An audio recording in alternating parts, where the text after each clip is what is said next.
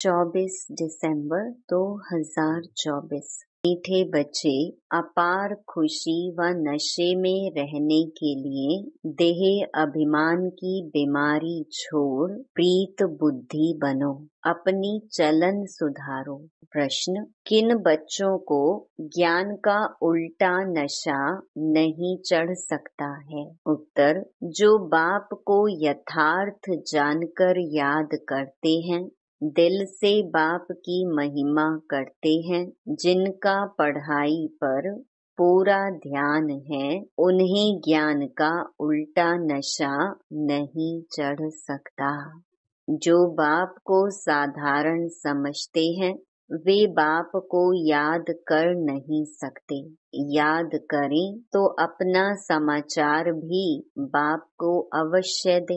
बच्चे अपना समाचार नहीं देते तो बाप को ख्याल चलता कि बच्चा कहाँ मूर्छित तो नहीं हो गया। ओम शांति। बाप बैठ बच्चों को समझाते हैं। बच्चे, जब कोई नया आता है तो उनको पहले हद और बेहद दो बाप का परिचय दो। बेहद का बाबा माना बेहद की आत्माओं का बाप। वह हद का बाप हरेक जीव आत्मा का अलग है। यह नॉलेज भी सभी एक रस धारण नहीं कर सकते। कोई 1%, कोई 95% धारण करते हैं। यह तो समझ की बात है। सूर्यवंशी चंद्रवंशी घराना होगा ना। राजा रानी तथा प्रजा। प्रजा में सभी प्रकार के मनुष्य होते हैं। प्रजा माना ही प्रजा। बाप समझाते हैं यह पढ़ाई है। हरेक अपनी बुद्धि अनुसार ही पढ़ते हैं। हरेक को अपना अपना पार्ट मिला हुआ है। जिसने कल्प पहले जितनी पढ़ाई धारण की है, उतनी अभी भी करते हैं। पढ़ाई कभी छिपी नहीं रह सकती है। पढ़ाई अनुसार पद भी मिलता है। बाप ने समझाया है आगे चल इम्तिहान होगा। बिगर इम्तिहान के ट्रांसफर हो न सके तो पिछाड़ी में सब मालूम पड़ेगा। परंतु अभी भी समझ सकते हो हम किस पद के लायक हैं। भल लज्जा के मारे सभी हाथ उठा लेते हैं, परंतु समझ सकते हैं ऐसे हम कैसे बन सकते हैं। फिर भी हाथ उठा देते हैं। यह भी अज्ञान ही कहेंगे। बाप तो झट समझ जाते हैं कि इससे तो जास्ती अकल लौकिक स्टूडेंट में होता है। वह समझते हैं हम स्कॉलरशिप लेने लायक नहीं हैं, पास नहीं होंगे। वह समझते हैं टीचर जो पढ़ाते हैं उसमें हम कितने मार्क्स लेंगे। ऐसे थोड़े ही कहेंगे कि हम पास विद ऑनर होंगे। यहाँ तो कई बच्चों में इतनी भी अक्ल नहीं है। देह अभिमान बहुत है। भल आए हैं यह देवता बनने के लिए, परंतु ऐसी चलन भी तो चाहिए। बाप कहते हैं विनाश काले विपरीत बुद्धि, क्योंकि कायदे सिर बाप से प्रीत नहीं है। बाप तुम बच्चों को समझाते हैं कि विनाश काले विपरीत बुद्धि का यथार्थ अर्थ क्या है। बच्चे ही पूरा नहीं समझ सकते हैं तो फिर वह क्या समझेंगे। बाप को याद करना यह तो हुई गुप्त बात। पढ़ाई तो गुप्त नहीं है ना। पढ़ाई में नंबरवार होते हैं। एक जैसा थोड़े ही पढ़ेंगे। बाबा समझते हैं अभी तो बेबी है। ऐसे बेहद के बाप को 3-3, 4-4 मास याद भी नहीं करते हैं। मालूम कैसे पढ़े कि याद करते हैं।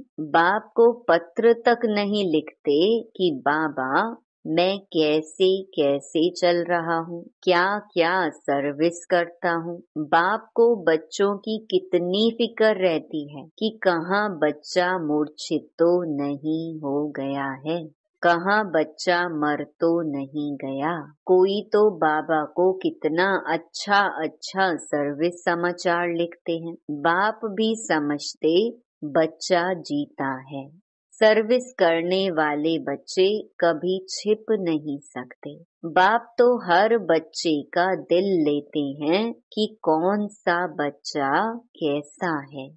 देह अभिमान की बीमारी बहुत कड़ी है। बाबा मुरली में समझाते हैं, कईयों को तो ज्ञान का उल्टा नशा चढ़ जाता है, अहंकार आ जाता है, फिर याद भी नहीं करते, पत्र भी नहीं लिखते, तो बाप भी याद कैसे करेंगे। याद से याद मिलती है। अभी तुम बच्चे बाप को यथार्थ जानकर याद करते हो, दिल से महिमा करते हो।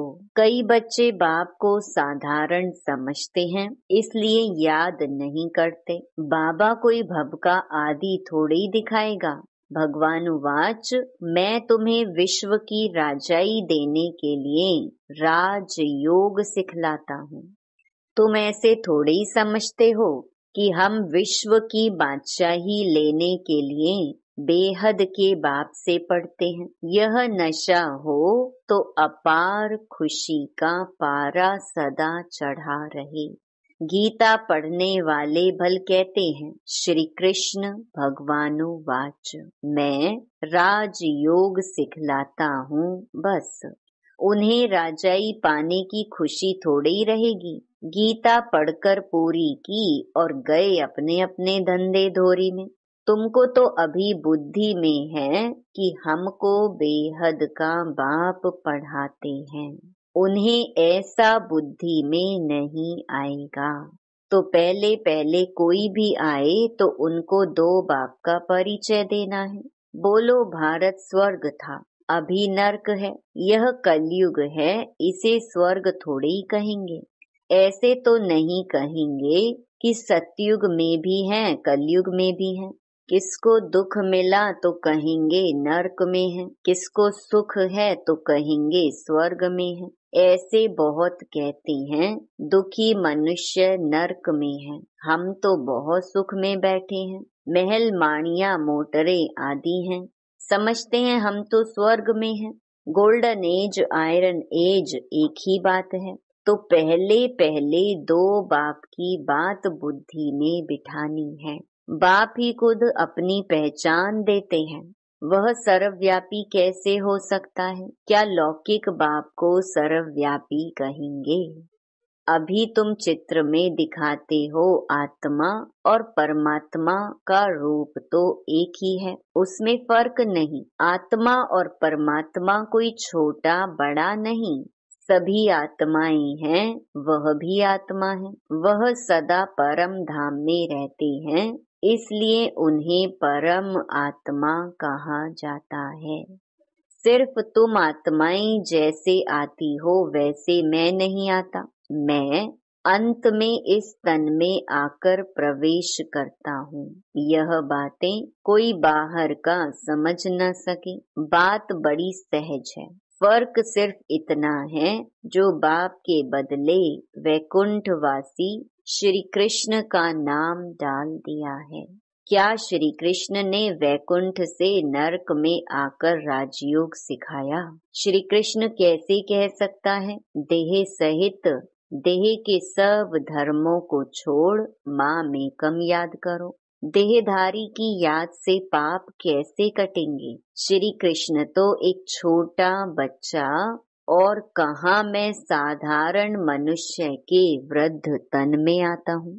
कितना फर्क हो गया है। इस एकज भूल के कारण सभी मनुष्य पतित कंगाल बन गए हैं।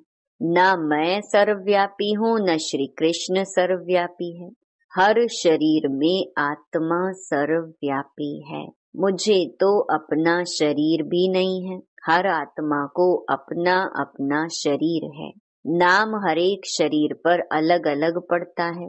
न मुझे शरीर है और न मेरे शरीर का कोई नाम है। मैं तो बूढ़ा शरीर लेता हूँ, तो इसका नाम बदलकर ब्रह्मा रखा है। मेरा तो ब्रह्मा नाम नहीं है, मुझे सदा शिव ही कहते हैं। मैं ही सर्व का सद्गति दाता हूँ। आत्मा को सर्व का सद्गति दाता नहीं कहेंगे। परमात्मा की कभी दुर्गति होती है क्या? आत्मा की ही दुर्गति और आत्मा की ही सद्गति होती है। यह सभी बातें विचार सागर मंथन करने की हैं, नहीं तो दूसरों को कैसे समझाएंगे। परंतु माया ऐसी दुस्तर है जो बच्चों की बुद्धि आगे नहीं बढ़ने देती। दिन भर झरमुई झगमुई में ही टाइम वेस्ट कर देते हैं। बाप से पिछाड़ने के लिए माया कितना फोर्स करती है। फिर कई बच्चे तो टूट पड़ते हैं। बाप को याद ना करने से अवस्था अचल अडोल नहीं बन पाती।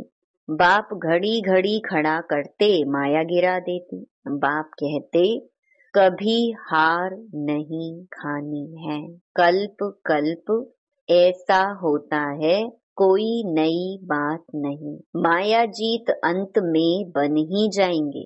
रावण राज्य खलास तो होना ही है। फिर हम नई दुनिया में राज्य करेंगे। कल्प कल्प माया जीत बने हैं, अनगिनत बार नई दुनिया में राज्य किया है।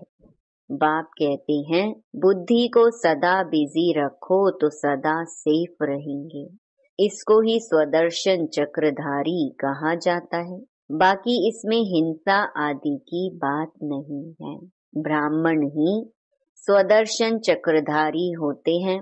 देवताओं को स्वदर्शन चक्रधारी नहीं कहेंगे। पतित दुनिया की रस्म रिवाज और देवी देवताओं की रस्म रिवाज में बहुत अंतर है। मृत्यु लोक वाले ही पतित पावन बाप को बुलाते हैं। हम पतितों को आकर पावन बनाओ, पावन दुनिया में ले चलो। तुम्हारी बुद्धि में है आज से 5000 वर्ष पहले नई पावन दुनिया थी, जिसको सतयुग कहा जाता है। त्रेता को नई दुनिया नहीं कहेंगे। बाप ने समझाया है वह है फर्स्ट क्लास, वह है सेकंड क्लास। एक एक बात अच्छी रीति धारण करनी चाहिए। जो कोई आकर सुने तो वंडर खाए। कोई कोई वंडर भी खाते हैं, परंतु फुर्सत नहीं जो पुरुषार्थ करें। फिर सुनते हैं पवित्र जरूर बनना है। यह काम विकार ही मनुष्य को पतित बनाता है। उनको जीतने से तुम जगत जीत बनेंगे।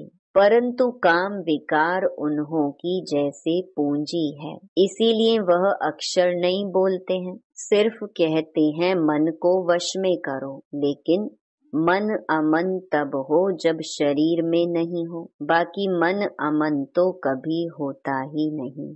देह मिलती है कर्म करने के लिए, तो फिर कर्मातीत अवस्था में कैसे रहेंगे। कर्मातीत अवस्था कहा जाता है मुर्दे को। जीते जी मुर्दा अथवा शरीर से डिटैच। बाप तुमको शरीर से न्यारा बनने की पढ़ाई पढ़ाते हैं। शरीर से आत्मा अलग है। आत्मा परम धाम की रहने वाली है। आत्मा शरीर में आती है तो उसे मनुष्य कहा जाता है। शरीर मिलता ही है कर्म करने के लिए। एक शरीर छोड़ फिर दूसरा शरीर कर्म करने लिए लेना है। शांति तो तब हो जब शरीर में नहीं है। मूल वतन में कर्म होता नहीं। सूक्ष्म वतन की तो बात ही नहीं। सृष्टि का चक्र यहाँ फिरता है। बाप और सृष्टि चक्र को जानना, इसको ही नॉलेज कहा जाता है। सूक्ष्म वतन में न सफेद पोशधारी, न सजे सजाए, न नाग बलाए पहनने वाले शंकर आदि ही होते हैं। बाकी ब्रह्मा और विष्णु का राज बाप समझाते रहते हैं। ब्रह्मा यहाँ है, विष्णु के 2 रूप भी यहाँ हैं। वह सिर्फ साक्षात्कार का पार्ट ड्रामा में है, जो दिव्य दृष्टि से देखा जाता है। क्रिमिनल आँखों से पवित्र चीज दिखाई ना पड़े। अच्छा, मीठे मीठे सिकिलधे बच्चों प्रति माता पिता बाप दादा का याद प्यार और गुड मॉर्निंग। रूहानी बाप की रूहानी बच्चों को नमस्ते। धारणा के लिए मुख्य सार। पहला, अपने आप को सदा सेफ रखने के लिए बुद्धि को विचार सागर मंथन में बिजी रखना है। स्वदर्शन चक्रधारी बनकर रहना है। झरमुई झगमुई में अपना समय नहीं गंवाना है। दूसरा, शरीर से डिटैच रहने की पढ़ाई जो बाप पढ़ाते हैं वह पढ़नी है। माया के फोर्स से बचने के लिए अपनी अवस्था अचल अडोल बनानी है। वरदान, ब्रह्मा बाप समान लक्ष्य को लक्षण में लाने वाले प्रत्यक्ष सैंपल बन सर्व के सहयोगी भव। जैसे ब्रह्मा बाप ने स्वयं को निमित्त एग्जाम्पल बनाया, सदा यह लक्ष्य लक्षण में लाया, जो ओटे सो अर्जुन। इसी से नंबर 1 बने। तो ऐसे फॉलो फादर करो। कर्म द्वारा सदा स्वयं जीवन में गुण मूर्त बन, प्रत्यक्ष सैंपल बन, औरों को सहज गुण धारण करने का सहयोग दो। इसको कहते हैं गुण दान। दान का अर्थ ही है सहयोग देना। कोई भी आत्मा अब सुनने के बजाय प्रत्यक्ष प्रमाण देखना चाहती है, तो पहले स्वयं को गुण मूर्त बनाओ। स्लोगन, सर्व की निराशाओं का अंधकार दूर करने वाले ही ज्ञान दीपक हैं। ओम शांति।